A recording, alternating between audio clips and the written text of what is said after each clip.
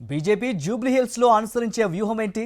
అక్కడ ఆ ఎంపీకి కీలక బాధ్యతలు అప్పగించడం వెనుక మర్మం ఏంటి? అభ్యర్థి ఎంపికలో ఎందుకు జాప్యం జరుగుతోంది? జూబ్లీహిల్స్ గెలుపు బాధ్యతల్ని కేంద్ర మంత్రి తీసుకుంటారా? రాష్ట్ర అధ్యక్షుడికి వదిలేస్తారా? Watch the story. జూబ్లీహిల్స్ ఉప ఎన్నిక నోటిఫికేషన్ వచ్చేసింది. అభ్యర్థుల నామినేషన్ ప్రక్రియ మొదలైంది.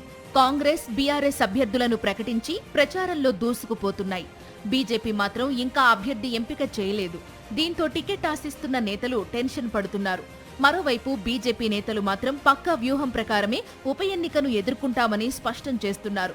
దుబ్బాక ఉప ఎన్నిక సమయంలో అనుసరించిన వ్యూహాన్నే అమలు చేస్తామని కాషాయ పార్టీ పెద్దలు చెబుతున్నారు. 2020లో బీహార్ ఎన్నికల సమయంలోనే దుబ్బాక ఉప ఎన్నిక జరిగింది.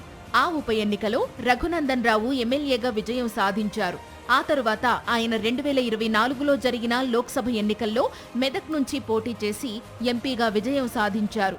ఈ నేపథ్యంలో జూబ్లీహిల్స్ ఉప ఎన్నికలో దుబ్బాకలో అనుసరించిన వ్యూహాన్నే అనుసరించాలని బీజేపీ పెద్దలు నిర్ణయించారనే ప్రచారం జరుగుతోంది.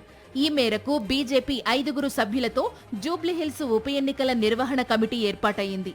ఈ కమిటీలో ఎంపీ రఘునందన్ రావు కీలకంగా వ్యవహరిస్తున్నారు. సికింద్రాబాద్ ఎంపీ కిషన్ రెడ్డి కేంద్ర మంత్రిగా బిజీగా ఉండడంతో రఘునందన్ రావును జూబ్లీహిల్స్ ఎన్నికల నిర్వహణ కమిటీ కీలక బాధ్యతలు అప్పగించినట్లు తెలుస్తోంది. ఇప్పటికే ఆయన జూబ్లీహిల్స్ నియోజకవర్గానికి సంబంధించిన పలు సమస్యలపై గళమెత్తారు. కాంగ్రెస్ అభ్యర్థి నవీన్ కుమార్ యాదవ్ ఓటర్ ఐడీ కార్డులు పంచుతున్నారని ఎన్నికల కమిషన్కు ఫిర్యాదు చేశారు. కబరిస్తాన్కు స్థల కేటాయింపు విషయమై ఆందోళనకు దిగారు. గ్రేటర్ పరిధిలో ఉన్న కార్పొరేటర్లు ప్రచార బరిలో దిగేలా చూడాలని ఇప్పటికే అధిష్టానానికి రఘునందన్ విన్నవించారు. జూబ్లీహిల్స్ బీజేపీ టికెట్ కోసం లంకల దీపక్ రెడ్డి, జూటూరి కీర్తిరెడ్డి పేర్లను అధిష్టానం పరిశీలిస్తోందని సమాచారం. ఎంఐఎం పార్టీ అభ్యర్థిని కాంగ్రెస్ గుర్తుపై పోటీ చేయించి జూబ్లీహిల్స్ ప్రజలను మోసం చేస్తున్నారని బీజేపీ రాష్ట్ర అధ్యక్షుడు రామచంద్రరావు ఆరోపించారు. ఖచ్చితంగా జూబ్లీహిల్స్ లో తమ పార్టీ గెలుపు ఖాయమని ధీమా వ్యక్తం చేస్తున్నారు. ఇది స్పష్టంగా మనకు కనబడుతుంది. ఈయన MIM candidate Congress party symbol మీద పోటీ చేస్తున్నాడు. ఇంతకుముందు కూడా ఎంఐఎం క్యాండిడేటే.